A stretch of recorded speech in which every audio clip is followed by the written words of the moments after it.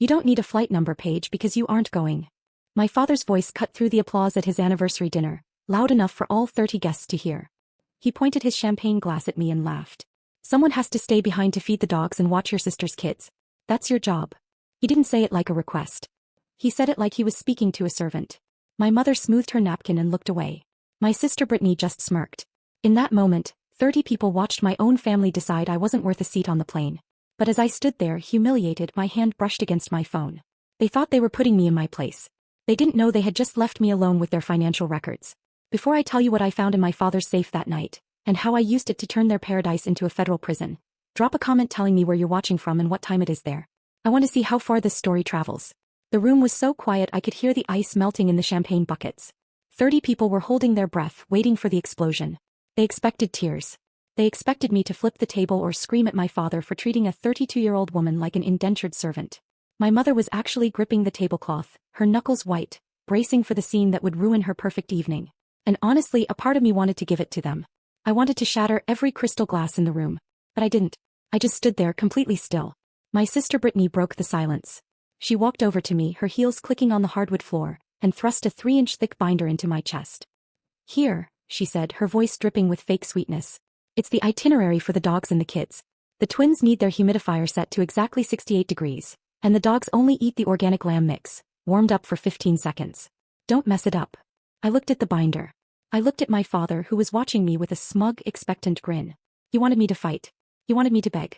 Because if I fought, he could call me dramatic. If I begged, he could call me weak. He wanted the satisfaction of denying me. So I did the one thing none of them expected. I smiled. Okay, I said, taking the binder. I understand. Have a wonderful trip. The relief in the room was palpable. My father's chest puffed out. He clapped a hand on my shoulder, heavy and condescending. That's a good girl, Paige. I knew you'd see reason. We all have to make sacrifices for the family. He thought I had submitted. He thought he had won. But he didn't understand what I was doing. There is a concept in behavioral psychology called strategic compliance. It is what you do when you are trapped in a cage with a predator that is bigger and stronger than you. You don't bare your teeth. You don't attack. You lower your head. You expose your neck. You make yourself look small and harmless. You let them think they have total control because arrogance makes people sloppy. Arrogance makes them leave the cage door unlocked. If I had screamed at my father, he would have kicked me out of the house right then. He would have taken back the keys. He would have hired a security guard to watch the property while they were gone. But by accepting that binder, by accepting the humiliation, I bought myself access. I wasn't agreeing to be his babysitter. I was agreeing to be left alone inside his empire for 7 days without supervision. I held that binder like it was a holy text. I listened as my mother listed off more chores, watering the orchids, collecting the mail, waiting for the pool cleaner. I nodded at every demand. I thanked them for trusting me. And the whole time my heart wasn't racing with fear. It was steady with a cold, electric anticipation. They were leaving me in the house where my father kept his private servers. They were leaving me with the physical files they thought I was too stupid to understand. When the dinner finally ended and the guests filtered out, whispering about how graceful I was about the whole thing, my father gave me one last look. Don't let me down, Paige, he said. I looked him right in the eye. I won't, Dad. I promise I'll do exactly what needs to be done. He didn't see the double meaning. He didn't see the wolf behind the smile. He just saw his free help falling in line. He went to bed thinking he was the king of the world. He had no idea that he had just handed the executioner the axe. Most people in Greenwich looked at me and saw a failure. They saw a 32-year-old woman living in her parents' guest cottage, driving a 10-year-old sedan, and seemingly doing nothing with her life. My mother told her friends I was finding myself. My sister Brittany told her friends I was basically the help. But the truth was buried in an encrypted server in the basement. I wasn't just the family babysitter. For the last 5 years, I have been the shadow CFO of my father's construction empire. My father, Richard, is a man who believes laws are suggestions for poor people. He built his wealth on cut corners, under-the-table labor, and shell companies designed to hide assets from the IRS. But he is terrible at math. 5 years ago the walls started closing in. He didn't hire a high-powered firm to fix it because firms ask questions. Firms have ethics policies. Instead he came to me.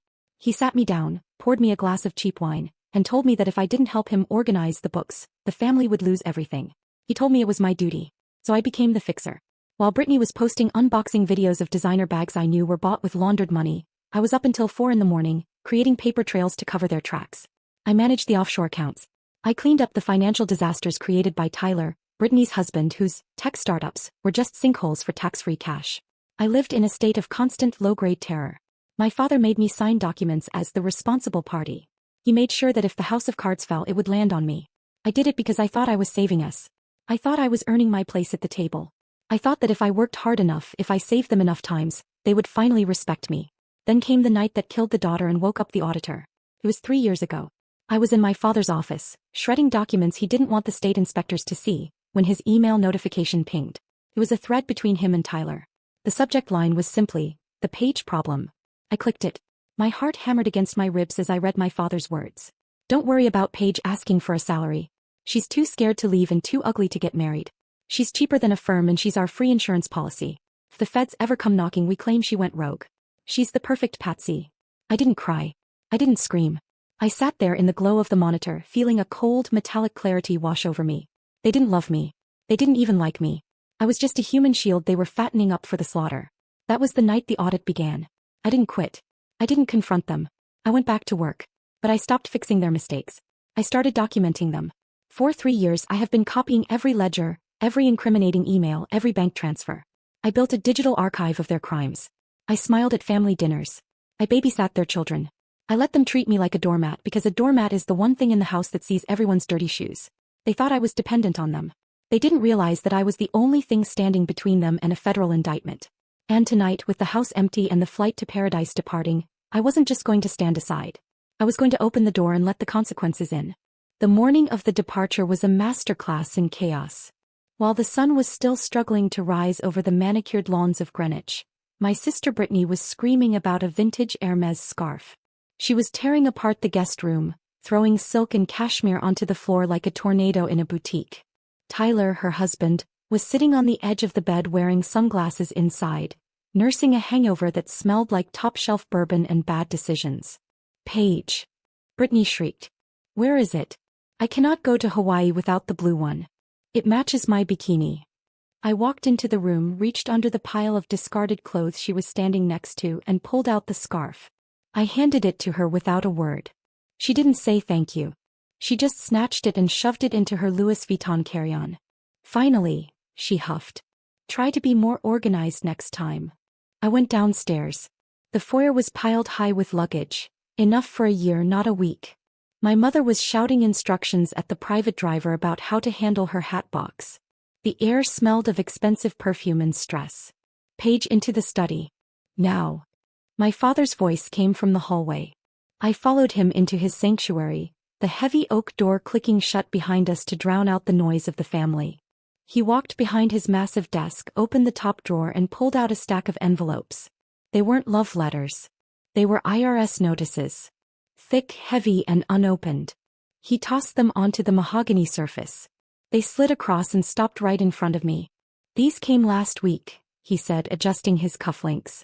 "They're flagging some discrepancies in the payroll accounts for Tyler's startup. I need you to make them go away while we're gone." I looked at the envelopes. I knew exactly what was in them. I knew because I had warned him 6 months ago that moving cash between the shell companies would trigger a flag. He hadn't listened then. Now he wanted a miracle. "Dad," I said, keeping my voice neutral. "These look serious. If they're auditing the payroll." "Fix it, Paige," he snapped, his eyes cold. "And remember whose signature is on those returns as the preparer. It's yours. If this ship goes down, you're the captain. I'm just the investor. So I suggest you spend this week being very creative with those ledgers, or you're going to look very bad in an orange jumpsuit." It was a threat. Plain and simple. He was reminding me that he had set me up. He had made me the fall guy years ago, ensuring that if the feds ever came, his hands would be clean and mine would be in cuffs. He reached into his pocket and pulled out a small brass key. The key to the filing cabinet. The one place in the house I was usually forbidden to touch without supervision. "Here," he said. "All the hard copies are in there. Sort it out." He walked past me out of the room. I picked up the key. It felt heavy like a weapon. By 8 o'clock the limo was loaded. My mother was checking her makeup in the compact mirror. Brittany was already posting a selfie captioned, "Paradise Bound." "Oh, one last thing," my father said, turning back from the open limo door. He held out his hand. "Give me your house key." I froze. "Pie key. You're staying here all week," he said with a dismissive wave. "You don't need to come and go. And frankly, with all the stress you've been under, I don't want you losing it. We can't have security risks while we're away." It was a power move. He wanted to lock me in. He wanted to make sure I knew that even when he was 3,000 miles away, he controlled my access to the world. I reached into my pocket and handed him my key. "Good girl," he said. He got into the limo. The door slammed shut with a heavy, final thud. I stood on the driveway and watched the long black car snake down the driveway and disappear through the iron gates. They were laughing. They were drinking champagne. They were heading to paradise, confident that they had left their servant behind to scrub their messes clean. They thought they had trapped me. They didn't realize they had just locked themselves out. I turned around and looked at the empty house. It wasn't a prison anymore. It was a crime scene, and for the first time in 5 years, the detective had the run of the place. I walked inside and locked the door. Then I headed straight for the study. The moment the taillights of the limousine vanished around the bend, the daughter died. The auditor was born. I didn't wave goodbye. I didn't go upstairs to unpack. I turned the lock on the front door, walked straight into my father's study, and inserted the brass key into the filing cabinet. It turned with a satisfying click. My father thought he was leaving me with a punishment. He thought I would spend the next week sweating over payroll discrepancies, trying to save his skin. He forgot the first rule of accounting. The person who cleans the mess knows exactly where the dirt is buried. I sat down at his computer. I didn't need to guess his password. It was Richard 1. Because arrogance is always predictable. I bypassed the decoy files he kept for the state auditors and went straight to the hidden partition. I found it in seconds, the shadow ledger. It was a masterpiece of fraud. 5 years of double booking, ghost employees, and construction materials expensed to projects that didn't exist. And there, right at the top of the recent expenses, was the folder labeled Board Retreat Hawaii. I clicked it open. He had expensed the entire vacation. The first-class flights, the villas, the private chefs as a mandatory business seminar. He was using corporate funds to pay for Brittany's tan. It was tax fraud, plain and simple, and it was the final nail in his coffin. I didn't just read it. Took it all. I plugged in my own encrypted black hard drive. I initiated a mirror copy of the entire system. Every email, every forged invoice, every offshore transfer. The progress bar crawled across the screen, green and steady. While it downloaded, I worked on the physical evidence. I emptied the filing cabinet of the original deeds and the page problem printouts. I packed them into a waterproof banker's bag. When the download timed complete, I pulled the drive. I wiped the keyboard with a microfiber cloth. I wiped the desk surface. I wiped the door handle. I wasn't just leaving, I was erasing myself. I wanted him to come back to a house that felt like a tomb. I walked into the kitchen. The binder of chores, the dog food schedule, the kids' humidifier instructions, sat on the marble island where Brittany had left it. It looked ridiculous now, an artifact from a life I no longer lived. I took the brass key to the filing cabinet and set it on top of the binder. Then I pulled a yellow sticky note from my pocket and stuck it to the leather cover. I wrote 4 words. Consider this my resignation. I grabbed my bag, not the duffel of clothes my mother expected, but a secure case containing 5 years of felonies. I walked out the front door and left it unlocked. Let the security alarm chirp. It wasn't my house to protect anymore. I drove my sedan to JFK, but I didn't head to the economy lot. I pulled up to the curb, handed the keys to a valet, and walked into the terminal. I wasn't flying to Hawaii to beg for scraps. I walked up to the first-class counter for the direct flight to San Francisco. The agent looked at my ticket. Heading out for business or pleasure, Ms. Dixon? I looked at the black bag on my shoulder. It contained enough evidence to put 3 people in federal prison for a decade. Business, I said. Strictly business. 2 days later, I was standing in a room that smelled of expensive perfume and old money. My Aunt Teresa's design studio in San Francisco wasn't just a building. It was a sanctuary of high art and higher tax brackets. She was hosting a private pop-up show to introduce me to her inner circle, not as her niece, but as a financial consultant for the elite. For the first time in my life, I wasn't wearing an apron or a polyester blend. I was wearing a silk structural gown Teresa had designed, holding a glass of vintage champagne and actually breathing. "You look like you belong here," Teresa whispered, squeezing my arm. "No one would ever guess you spent the last decade filing receipts for a construction company." I smiled, feeling the phantom weight of the binder finally lifting off my chest. I felt safe. I felt untouchable. Then the double doors at the front of the gallery burst open with a violence that made the crystal chandeliers tremble. The music stopped. The chatter died.